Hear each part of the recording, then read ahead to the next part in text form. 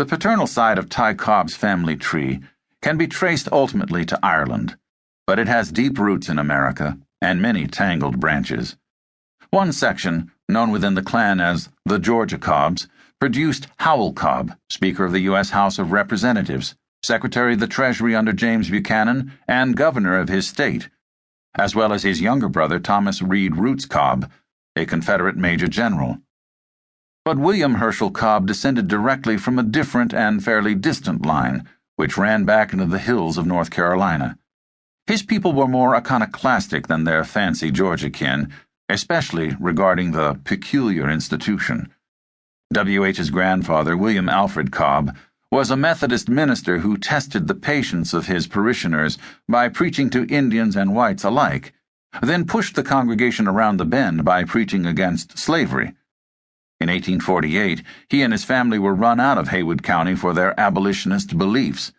They resettled in Union County, a more mountainous region where slaves, being less vital to the economy, were not such a hot-button issue. The one child of William A. Cobb whom we know much about, John Franklin Cobb, Ty's beloved Grandpa Johnny, was an anti-slavery Republican who joined Robert E. Lee's army when his state seceded, but failed to consistently report for duty. He seems to have exuded a palpable air of intelligence, a certain oracular presence, which conveyed to his Cherokee County neighbors that he was a man of principle, a conscientious objector rather than a common deserter. Indeed, by his middle years, John had become known as Squire Cobb for his service as an all-purpose sage and adjudicator of local disputes.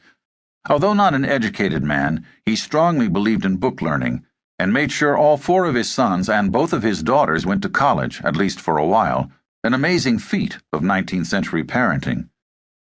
His firstborn, Ty's father, W.H., got the furthest in school, taking a B.A. in liberal arts in 1892 from North Georgia Agricultural College in Dahlonega, the first coeducational college in the state.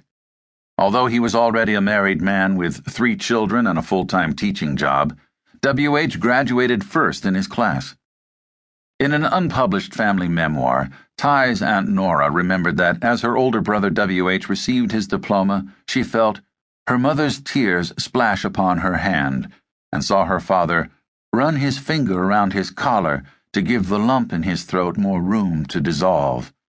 Amanda, wearing white satin with filmy lace like moonbeams around her neck, waited stage right to present her husband, whom she would shoot and kill one day, with a bouquet of budded roses.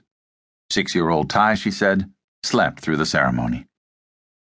Ty Cobb's father was ambitious in the modern way, eager to better himself through education and willing to relocate. He was also religious in the modern way, which is to say, not terribly.